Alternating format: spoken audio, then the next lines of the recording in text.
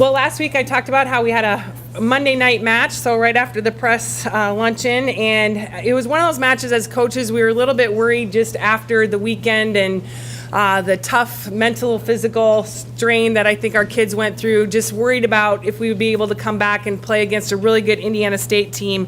And we ended up winning the first game pretty easily, and part of that was definitely Indiana State was not playing like they're capable of. And after that, Indiana State definitely picked it up.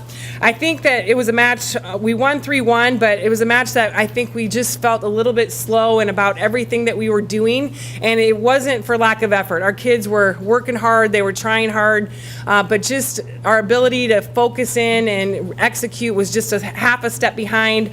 But what I thought was really positive is we had a couple kids that really struggled, and I thought we had other kids that stepped up to help them out, whether it was somebody coming in off the bench or other kids that are normally out there picking up their game, picking up their responsibilities a little bit. So I was really proud of our ability to do that as a team, especially when a couple of people that normally have a lot of production for us were struggling.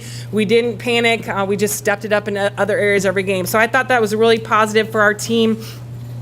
I think the one area, and it happened a little bit in the Drake match, is the offensive part, which I'll talk more about statistically with that. But we had Drake on Saturday, and as I said last week, it's a tough place to play. Drake is a much improved team. And it was a match, as coaches, we always kind of worry about that match a little bit. To playing at their place, we struggle a little bit. And to come out of there with a 3-0 sweep, again, all sets were very, very close. It could have went either way, but just really proud of our kids to be able to come out of that with a 3-0 win. The one area that I've talked about many years up here that we is always an area of improvement for us is our offensive production in terms of unforced errors. And I have not talked about that a lot this year, which has been a big positive. But against Drake on Saturday, that definitely was the biggest struggle for us. We had a lot of unforced errors that we don't normally have. For example, the third game, I think we had 14 kills and 13 errors, which is not a great stat. You can figure that out probably on your own. But what, again, was a positive to my mind is we still found a way to win all three sets when statistically, offensively, we were not doing what we needed to do. So very proud of other areas of our game that we picked it up in. I thought we served tough. I thought defensively after the first game we did a great job. But obviously this week, offensive production and making good decisions and putting our hitters in a better situation will be a big focus for us, because we definitely do not want to go down that path. But again, it has been good for us most of the season. We just struggled a little bit with that against Drake. I would like to thank all the fans that came out against when we were at Drake. We had a lot of purple and gold there, and some of that was people traveling, some of that was alumni and fans in the Des Moines area. So it was awesome, a lot of purple and gold there. So that helped us out a lot for sure, especially in those tight sets. We finally get what I call a normal week, but since we've never had a week like this and we're over halfway through the season, I don't know if I can call it a normal week, but we get an opportunity to have just 2 matches on the weekend that will be our focus. So for the first part of this week, we are really going to hone in on some of the things that we're doing on our side of the net, try to create some new things offensively, work on some defensive strategies that we've wanted to implement. So we're looking forward to having a big focus on our side and then preparing for Bradley and Loyola halfway and through the end of the week. So Bradley is 1-5. I think because of that, they're a very dangerous team. We saw them at the UMKC tournament. We watched them play. They're a very good team that just hasn't been able to get the wins in the conference. So looking at them, they have a couple good outside hitters. They always serve tough. They get a lot of great touches. So we'll obviously watch some film. And then we turn around and play Loyola on Saturday, who is right behind us in the conference standings. They are the only team that has beaten Southern Illinois in the conference. They have 2 hitters that are in the top 10 in the conference in kills per game. They have 1 hitter that's in hitting percentage.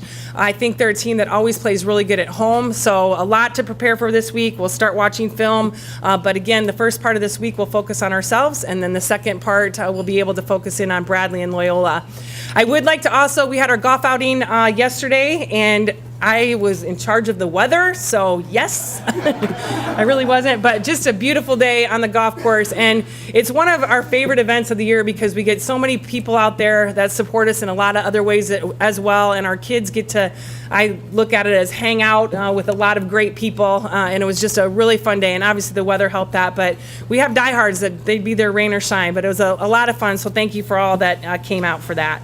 I would like to also point out Linda Nicely. Her husband, Gerald, and Linda are two of our biggest fans, and Gerald passed away this summer, and they were always here at every press luncheon, so it's so good to see Linda back here. Very, very glad to see you, so thank you for being here, Linda.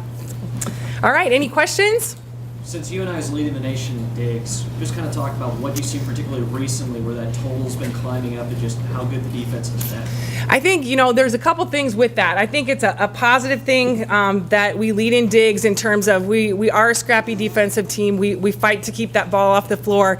I think the other thing that, sometimes statistically, and I'm not trying to downplay that, but we also have to find a way to put the ball away because we get a dig and we have to put the ball away because otherwise you're obviously giving yourself another opportunity to get another dig, but we have the ability to do that. So I think that's one of the reasons we are doing so well in that category. Again, we're always trying to find ways to be more creative offensively out of system like that, and we are doing a good job of that, much better than in years past, much better than the beginning of the season. So, but I love our defensive grit, our defensive effort. We fight to get a touch on every single ball that a team has to offer, and I think that's something that over the years it's been a program thing, but I think this team has epitomized that better than a lot of teams in the past. So very proud of that defensive effort.